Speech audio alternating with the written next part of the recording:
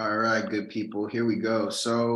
I want to take some time for us to start the process of understanding the fundamentals of React, given the fact that we've been starting to sink ourselves more into the React ecosystem.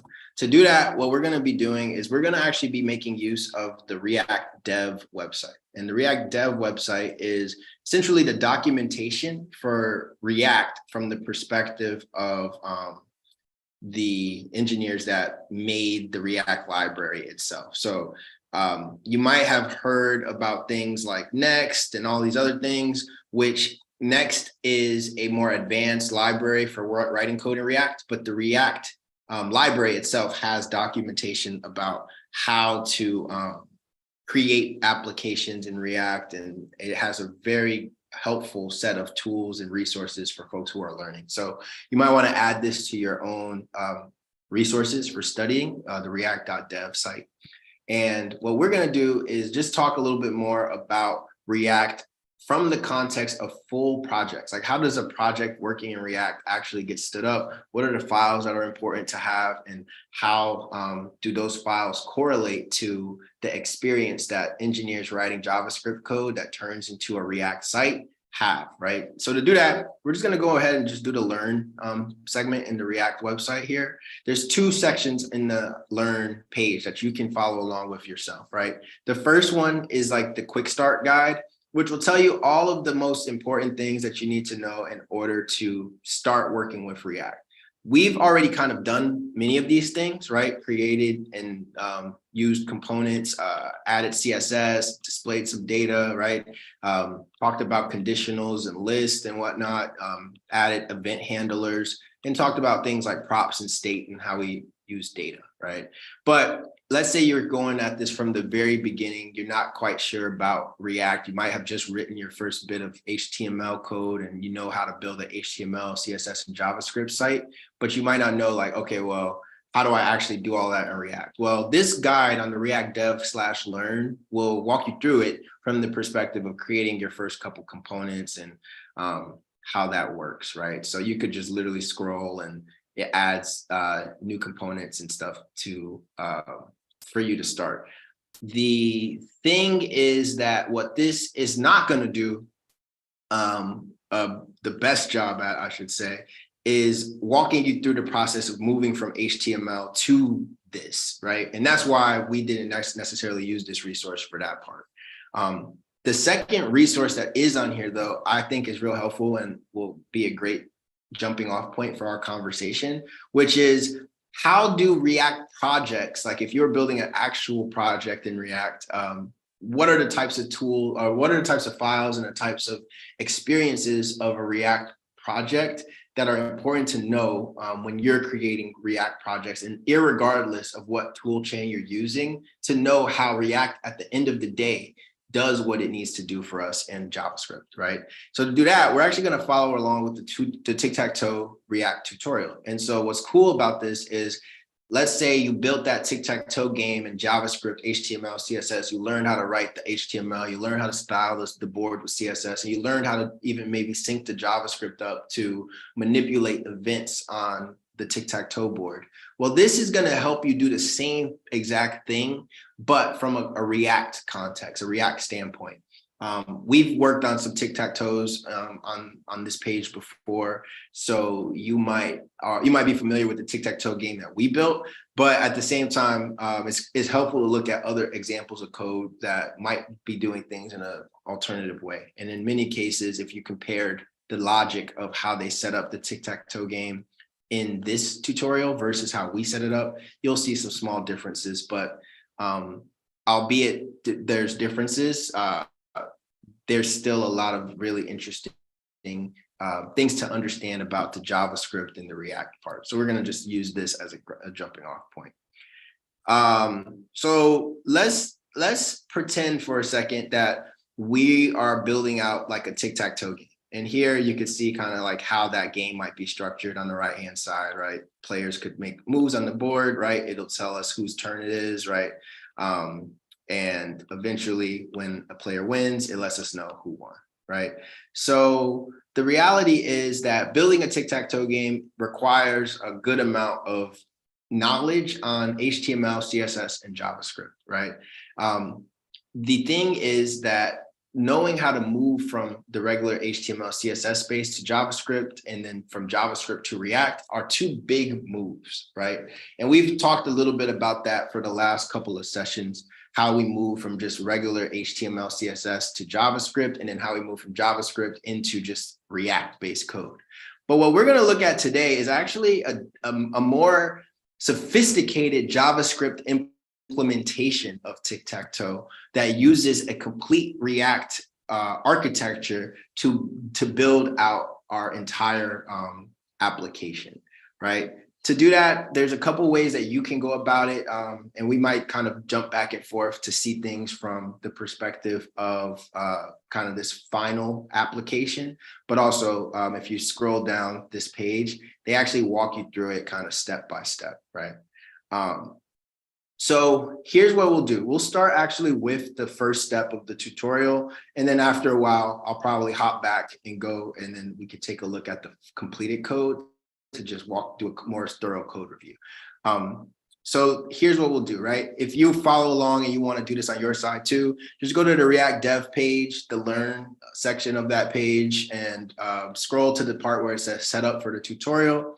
And what you're going to want to do is just click this fork button on the right hand side. What this is going to do is take this code that is running on this documentation. It's running through what's called a code sandbox. When you click fork, it's going to pull up that code sandbox for you so that you can actually look at all of the code a lot more thoroughly. And that's what we're going to do today, is just look at this code a lot more thoroughly to understand what's really happening from the perspective of how the React application is being built to run our code. So after a couple seconds, it takes a couple seconds to load because it's loading all of your files on the left-hand side. It's also loading dependencies for you, and it's loading a editor for you to look at the code also, as well as a extension for viewing that code in one place. So Code Sandbox is just a great helpful tool that a lot of programmers use just to keep their code in one place and then have it so people can see it. And you know, it's the sandbox, so just a place for you to play with your code, experiment, and see things there. Typically, bigger companies will use code sandboxes like the React team is here to just kind of give you an opportunity to read the documentation, see the code, but then you also can go ahead and play around with the code sandbox on your side.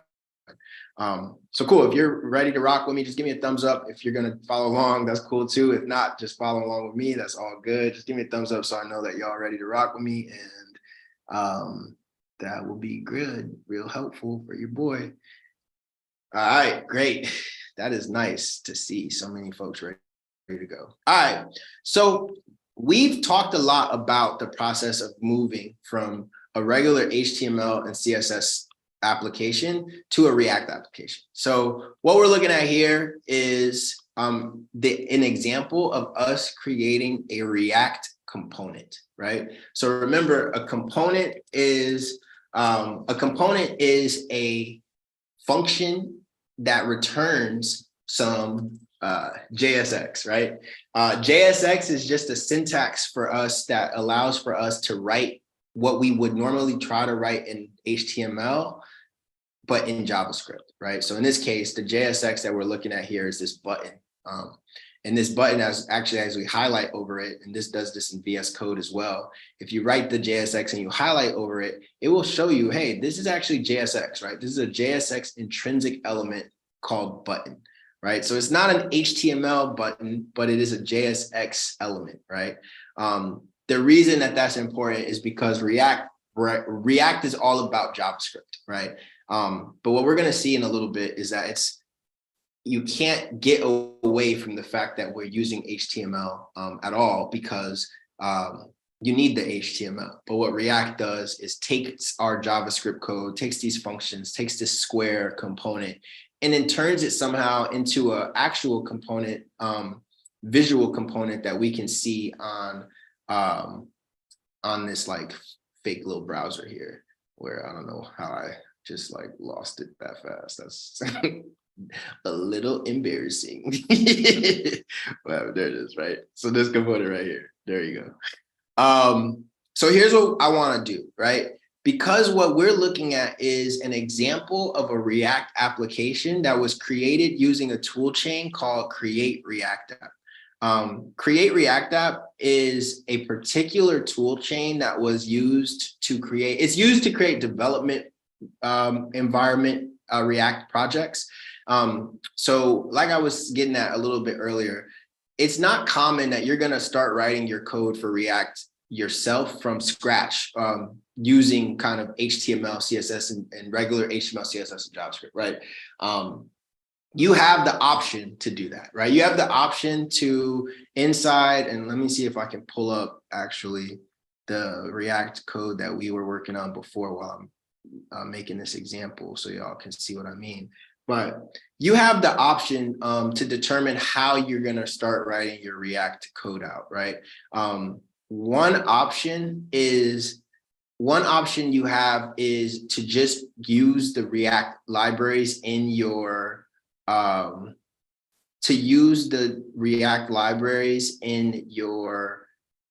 HTML code and just start switching everything around to be using JavaScript. And so I actually was able to pull this up. So let me pull this up real quick so y'all can see what I mean, right?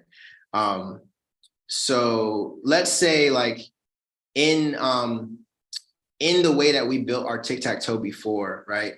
We said, oh, well, if we wanted to convert this into React code, right? I could do so by adding like these React scripts into my code base, right? I could add these different scripts that I need to use. And from there, I can now add the ability for me to write components out that are going to be doing a lot more interesting things and use those React libraries to render those components, right?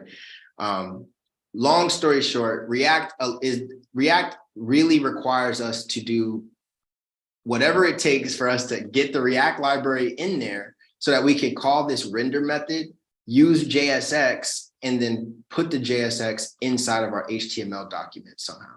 That's the crux of what has to happen for your React applications to work. Now, how does this go back into like what we were just talking about with Create React App? Well, if you think about it, the way we built that tic-tac-toe game, we built a regular application in HTML, and CSS, and JavaScript. Then we added the scripts to the HTML. Then we added the JavaScript file that was going to where we're going to write our JavaScript, JSX components, etc. And then we ended up using Babel to translate the JSX and then actually allow for the HTML to render the tic-tac-toe board on the screen. That is the method of adding React to an existing HTML project. But as I was alluding to a little earlier, there are now libraries in JavaScript that allow for you to start your project with React, which by default gives you a different way of writing your code out so that it is more focused on the JavaScript and less focused on the HTML. To do that, we make use of what we call React tool chains in order to launch and develop new React applications. One of those tool chains is the Create React App tool chain, where using Node and NPM, we're able to run a command that will build a new application for us with all of the starter files that we need in order to run a new React application. If you want to try this yourself, you can actually make sure that you have Node installed on your machine. The Node, I think it's the Node SCM. Oops, no, I'm typing the wrong stuff. Should be here. Oh my gosh, I'm just doing the wrong stuff. Let's go to I think it's nodejs.com org. I don't remember these days, y'all. All right, there it is. Nodejs.org. There you go. So if you're gonna work with React and any of these more higher level JavaScript libraries, you're gonna need to download Node on your machine. Node is essentially a runtime environment for JavaScript, right? JavaScript typically runs in our browser. It's built into our browsers, the ability for us to run JavaScript. If we want to run JavaScript outside of our browser, like from the terminal, for instance, we need some type of system for running that JavaScript in that area, in that environment on our local machines or on a server. And Node is the tool that we use in order to do that. So anything that is going to allow for us to build higher performing JavaScript code out is going to use Node. And in order to use it, you have to download it on your machine. So just making a quick note here for you to download this on your machine. But once you download this, Node actually comes built in with the Node command as well as the npm command. And both of those commands, it comes with the Node command, the npm command, and as well as the npx command, which all three of those are used in the development process of building out these sophisticated web applications using JavaScript. So when you look at something like this Create React App toolchain, you're going to see it say, oh, npx Create React App, and then the name of the folder, the name of the project you're building. The npx is installed when you install Node. So just make sure that you install Node so that you can get that command. But this command basically says, hey, use the Node package executor in order to call the Create React App toolchain. And it's really a function, a command, right? npx Create React App is going to use the Create React App toolchain, but really that is just going to call a series of commands that is going to then build a new project called my-app, right? Once you run this command on your local machine, right, you're going to see that it's going to start running a bunch of different scripts, and those different scripts are going to result in you creating a new project, right? So you can see once somebody ran this code, you can see it starts running a bunch of different commands, and by the end, it gives you a new folder that you can change into, and then you can start a new project by just running npm start on that in that particular folder. So you could try this real quick if you want, right? npx Create React App, my app, or tic-tac-toe, whatever you want to name your project, right? And all it's going to do is it's going to run all of these commands and create a new project for you using the library there.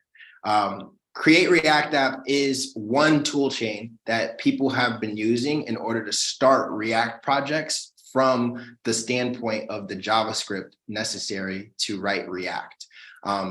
The difference is that when you use a tool chain like Create React App, again, the goal is that it's going to start a project for you where now you have to just focus on the JavaScript and not necessarily focus so much on the HTML and linking the libraries, et cetera. It does a lot of that for you. Create React App is one basic tool chain. And then what we do with Next, and if you come, you might be like, okay, well, how does this relate to what we were talking about with Next? Well, Next.js also is a tool chain that does a similar thing in terms of creating a new project for you so that you can focus on the JavaScript aspect of what you're building. So cool. So quick, just thumbs up if that makes sense. You know what I'm saying? Just want to make sure that I don't move too quick through the content, but really want to make sure y'all understand what's happening here. And in a second, what we're going to do is see the results of what a Create React App looks like and look back at this tic-tac-toe code. All you really need to know is that there's two ways for us to use React in our projects. One way is if we have an existing HTML project, we can add React by adding the libraries and then writing some JavaScript and then telling that HTML that JavaScript is a JSX file and then boom, right? And make our files, etc.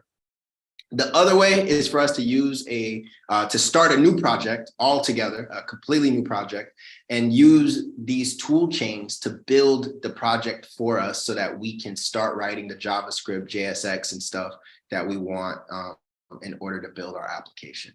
When you do the first way, you are responsible for adding the scripts and linking them correctly to the HTML and calling the right methods to render the things. And when you use the tool chain like Create React App or Next, those tool chains do a lot of that for you, setting the project up. And so let's see what it does when you use npx create react app to create a new project, what comes back as files, right? So again, this tic-tac-toe example actually used create react app in order to stand up this project that we're looking at right now, right? So if you were to have run create react app on your own, right, and maybe some of y'all did, you're going to be able to look into the folder of what you created, right? And you should see a similar set of files inside of your project folder. If anyone did do it, just give me a thumbs up if did you see the same stuff here? And if not, don't worry, y'all can take my word. These are the files that you're going to see if you do it yourself. Cool. So the main files here are, there's only a couple, right? And so what's cool about running a tool chain is it literally creates all of these files and folders for you, right? All you have to do is go into the folder it created and you'll see, hey, it has all of these things built for me already, which is really great. We're going to talk about these files because they make up the core essence of how a React project gets structured if you start a new React project, right? Again, this is using Create React App, which is a lot more, it does a lot more basic things for you, and it doesn't do nearly as much as another tool chain like Next might do in order to make sure your project is optimized for like production or for like being on a server. But this does everything it needs to do to just get you started with a new React project itself, right?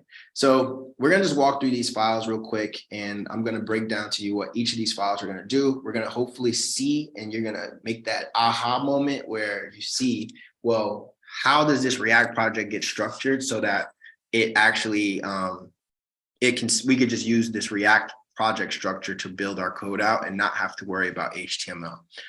So let's go from bottom to top, right? So the first thing we see is this styles.css, right? And, give me a quick thumbs up if you're cool on what a .css file is or what you see going on right here, right? The styles.css file, right, is just a regular CSS file, right? A CSS file is used for us to style our web pages. CSS is used to target our HTML elements and allow for us to target our HTML elements, and then gives us the ability to style those HTML elements themselves, right? So as you can see, all of the different selectors in this CSS file are just looking for different elements and adding some styling to those elements. So quick thumbs up if you feel cool on the CSS, and we can keep it pushing, right? We use CSS to find our elements and style them. That's what this particular file is doing, right? Cool, great. The next file is a file that you're not going to be very familiar with if you haven't really worked in Node before. And for most of us, this will be our first time seeing a file like this. What you're looking at here is the package.json file, right? Package.json, right? Well, the package.json file is a file that gets created in every Node project. It is kind of like a initial file that gets created within Node projects. And what we use the package.json for is a lot of different things. One thing that the package.json is used for, that is kind of like the main purpose of it, is to hold a list of all of the dependencies or external scripts that we need in order to run our project, right? So if you think about it, the React library, the React DOM library, and these React scripts are 3 external packages that we need to use in order to run our code, right? If you think about how we built our React apps in some of our previous sessions where we were building it from an existing HTML site, remember when I said we needed to actually use 2 external packages. There was 3 packages we had to use. 2 of them were these ones right here, the React library and then the React-DOM library, right? So give me a quick thumbs up if you remember that, right? We had to add 2 to 3 scripts in our HTML code in order to actually have React work, right? We had to add those scripts into our HTML. These scripts are reflected here in the package.json. When you create a new project in React, whether you're using Create React App, whether you're using Vite, whether you're using Next or any of the other tool chains, Gatsby, whatever, right? You're gonna see that your package.json is gonna include those scripts that we were just using in order to start your React project. The third one that is here isn't one that we've seen yet. It's the React-scripts package. And this is another package that defines some very important methods that we use in the command line when we're launching a new fully made React project. So when you're working off a regular HTML site, you don't need these scripts. They're kind of, you just have the HTML run. But when you're running a Node project and you're like, hey, this is a JavaScript project through and through, you need these React scripts to run the Node project that you're going to actually be using. So that's what this particular package is doing. The next thing that the package.json does is it just kind of gives another space for you to define some important metadata for your application. So every Node application uses the package.json so that you can define things like, hey, where's our main point of entry for this application? So the first JavaScript file that gets run when this project gets run will be the index.js in terms of this particular project. But the package.json will always give you information on what is going on inside of the particular Node project that you're working with. Like, what are the dependencies it's using? Is there a main point of entry file that gets called first? Dev dependencies are extra dependencies that you can install into your projects. But you also will see things like scripts, like specific scripts being defined in your package.json that you can call from the command line using npm, or just different. You can think of it like the package.json just has is a hub for all of the most important information about your particular project. In this case, the most important stuff it's doing is defining our React libraries and telling us, hey, the main point of entry is this index.js file. So if this is cool with y'all and you want to move on to the index.js, give me a quick thumbs up and we'll keep it pushing and go to the next file. Dope. Appreciate that. Any questions? Feel free to drop them in the chat. Y'all know the vibes. But yeah, we'll move over to the index.js file.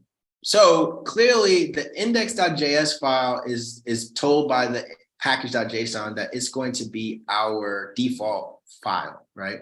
And when we look at this, right, it kind of looks maybe similar to stuff we've seen before, but probably not, right? There's probably a lot of little different things here that you might not be as familiar with, right? So let's talk about it, right? At the first part of most JavaScript files will be your import and export statements. Or let's just say your import statements, because we typically keep the imports at the top and we export at the bottom. An import statement is just the way that we can call specific JavaScript packages. We can get some of the code from those packages out of the package. So for instance, the React package, like that React script that we add, that React file that we add to our HTML scripts, but also this package that we just saw in the package.js, React has certain properties, certain I don't want to use the word components, certain functions and certain, certain functions and certain properties and methods that we can use while we're building out our React code. It contains, you can think of it as containing some classes and objects in those classes that we can use that have their own methods and properties that we can make use of, right? So in this case, we're importing the React library. We're importing the React, like the React object from the React library. It's kind of might seem a little confusing as to what's going on there, but think about it like the React library contains a big object called React that has a number of different functions and helpful methods that we can use when we're building out our React code. This create root is doing a similar thing where it's pulling a particular function called create root from that other package, React DOM/client. that we installed from the package.json. The third thing here, as you can see, is importing the styles.css file. So you can import not only the JavaScript packages that you're working with, but also just regular files, right? And when you're working with React projects, the way that each tool chain is set up to deal with styling is a little bit different. But what you'll see is that we're importing the CSS here into this JavaScript project instead of to our HTML, right? Which by and large is different than how we were doing it before. The next thing you'll see is this import app from /app. Again, you can import things from specific libraries. So you can see from the React library or from the React DOM client library, or you can import specific files that you might have defined in your project. So CSS in the Create React App side is a little weird. You just kind of import the CSS file. But the app, right? Clearly there's a file called app.js at /app right here. It's inside of the same folder.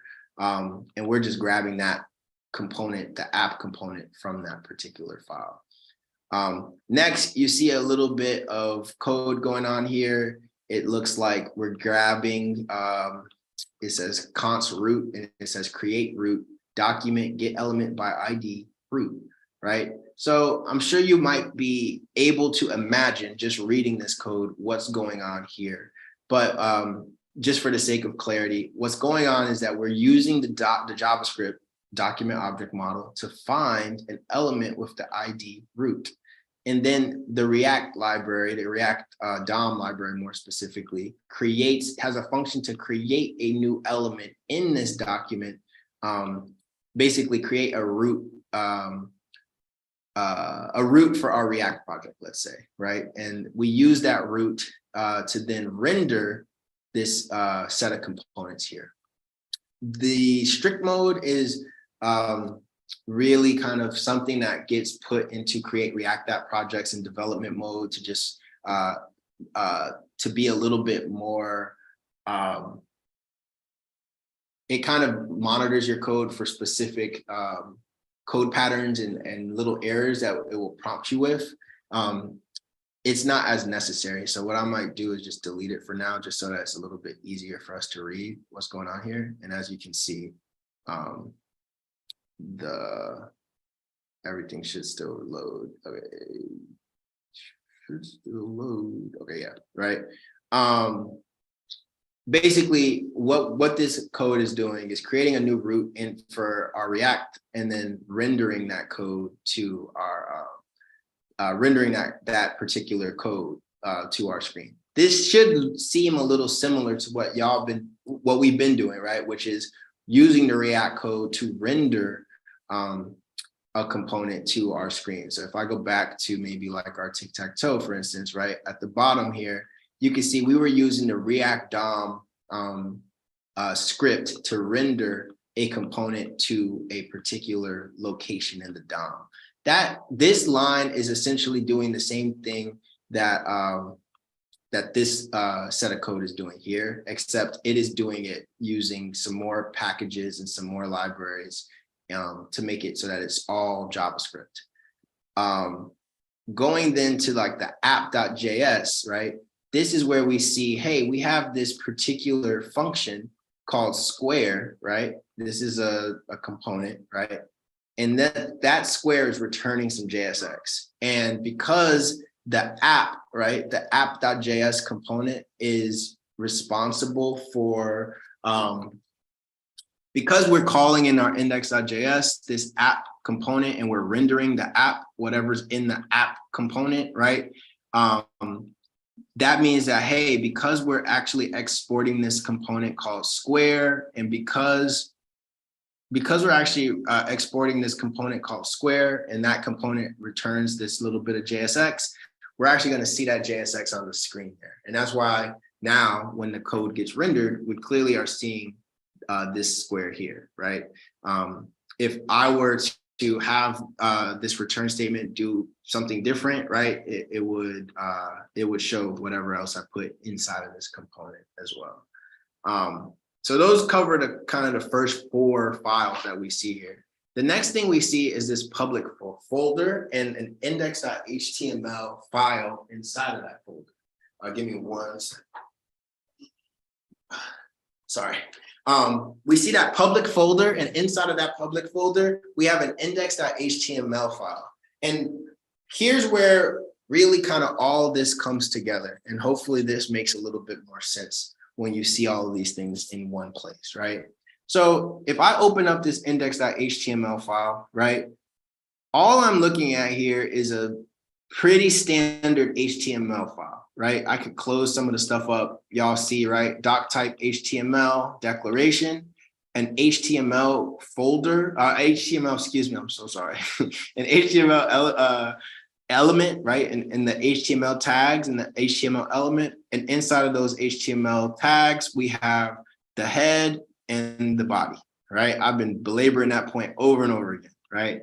The head, if you look at it, is not really doing anything super specific or like super difficult. It's defining some metadata for the page, and it's giving the page a title, right, called document. The body, right, all we have is this empty div in here, right? Div with the ID root. Now, this is probably very common to what y'all seen us do as we built our application out. But if you really look a little deeper in this HTML file versus maybe the ones we were writing last session, right? There's no script tags in here, right? Y'all see that, right? There's literally no script tags inside of this HTML document at all, right? Now, this is where the Create React App tool chain and the Next tool chain and all these other tool chains that use JavaScript, this is how they work, right? We don't ever really mess around with the HTML file at all in these particular projects, right? Matter of fact, this project, this HTML file, if we were building off of one of these tool chains, we never really have to touch the HTML file. That's because these methods like create root and all these other built-in methods inside of these libraries that we're installing are going to do the work for us of finding that HTML document, adding our JavaScript, and making it so that the HTML code gets, the JavaScript gets converted into, the JSX gets converted into HTML that we can see on our screen here, right? So as a recap, right? Once we launch a new project using any React toolchain, whether it's Vite, whether it's Create React App, whether it's Next, right? It's going to create our project files for us, right? Those project files are going to be in some folder, and there's going to be a number of project files. Each of those toolchains creates a different type of folder and file structure, right? But the fundamental difference between how it works with those tool chains versus how it works if we were building these projects from, if we were adding React to an existing project, is that in these tool chains, you never really have to touch the HTML code, right? It actually creates an HTML code for you to this, just so that it can then connect your JavaScript project to that particular HTML, right? And that's what this line is doing on line 7, is connecting to our particular HTML file and rendering the particular component that we're writing, right? So in a project like this, if you're working off a Create React App project, you're going to be making most of your changes to the app.js file here, right? Where, hey, you know, here they have a component called Square. If you were to continue on the tutorial, right, and we were to look again, like I said before, if we go ahead and just look at the final version of that same tutorial, you're going to see that that app just gets way more sophisticated. But what doesn't change, right? What doesn't need to change is that index.js file that connects our JavaScript to our HTML, right? So just gonna go ahead. Let's pretend we did everything, and we move ahead, and we see, well, this index.js file is literally the same, right? There's no difference between these two files at all, right? both of these files, except for the fact that it's still using the strict mode thing, but I took that out because you don't necessarily need it. The idea here is that these files are the same in that they are basically, the purpose of this file is to connect to our HTML document and render our initial component to that particular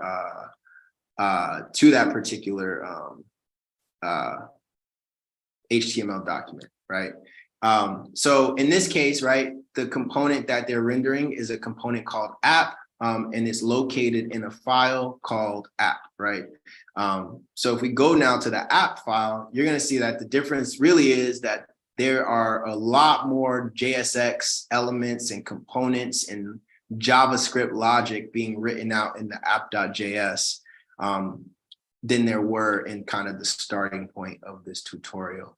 But the idea is in these tool chains, right, you'll start writing just within the app.js all the changes you want to make, right? So instead of having to deal with the HTML and whatnot and make your own separate JavaScript files, you can use these tool chains to just essentially work on building your components, right? So as soon as that's the value is like, instead of having to deal with like connecting to the HTML and setting that initial component up, what these tool chains are trying to do for you is make it so that you can just focus on building your components. So in this case, right, for building out a little tic-tac-toe game, if I move this back over so it's not looking dumb, right? You can think about it like, well, there's a couple components that they use to build this game. One is a square, and there's probably 9 squares being used somewhere in the code. And the other is a board, right? And the board probably is where they're holding all of the squares, right? And clearly that is the case. You can see that there's a number of different squares here. And they designed this board a little differently than we did in our sessions, but they have board rows, and each board row has a square, right? But if you think about what's going on with the JavaScript, right, each square component is receiving some props, a prop for value and a props, and just kind of a prop for handling the square being clicked. So when that particular component receives those 2 props, it's able to pass them down to each button. So just another interesting way of kind of defining that particular a component in React to mirror and mimic kind of some of what we were trying to do on the board, right? The big point I wanted to make today with relationship to this is that when you start writing with these tool chains, you're going to see that, hey, you know, you run npx create React app, or you run npx create next app, and what it's going to do is create a whole project for you, right? But what that project's going to make you responsible for is writing out your components, right? And working with these components to design your user experience and your user interface, right? What you no longer will have to worry about when you use tool chains like that is stuff like, well, how do I make sure that my particular JavaScript is going to be connected to my HTML? The tool chain will figure that out for you. And each tool chain has different patterns for how you write your files in order to have them show up correctly. It just so happens in the Create React app one, it's a lot more simple to see, but essentially the way it works is still the same, right? There's an HTML file that will say is your default HTML file. That file is going to be manipulated using the React libraries, right? When you use the tool chains, you have to bring those React libraries in as scripts. So we make use of import statements like these to import those statements, those scripts. And then those tool chains also define out like the necessary logic for connecting your particular code into your HTML document. The Create React app one does it very obviously. The next one does it in more subtle ways. But again, each of these tool chains is doing the same thing with relationship to turning your JavaScript code, connecting that JavaScript code first to your HTML, and then turning your JavaScript components into the HTML that you need on your screen, and using the React libraries to do that, right? As we continue to progress in the world of building these things out, every project that you work on in React comes down to what are the core components of that project? What are the components that you want to have render on the screen? Those components might be just basic components. Those components might represent an entire page. Either way, we use those components to turn the JavaScript into the user experiences and interfaces that we're used to seeing.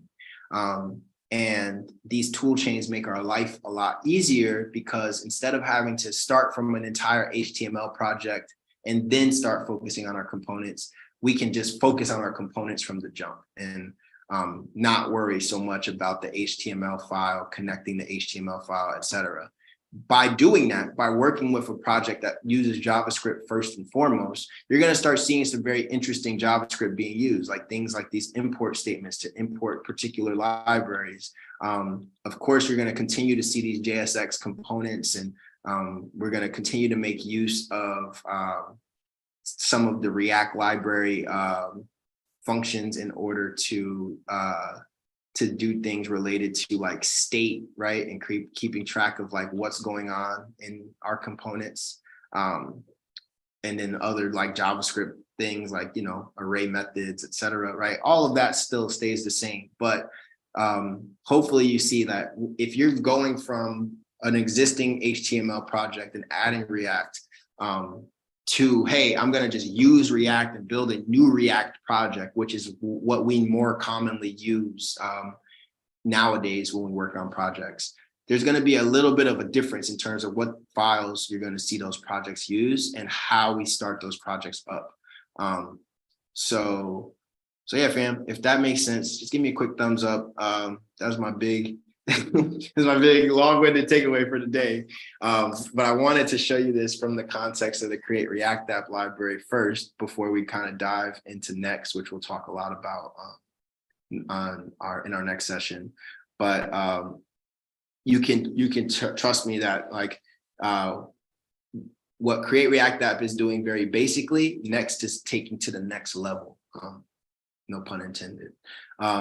So when we look at the files from like a Next project's perspective, right, you're going to see that it's doing a lot more imports and exports and particular functions to run your JavaScript code and turn your JavaScript code into functional code for your projects. But for yourself, right, next steps for you, again, no pun intended.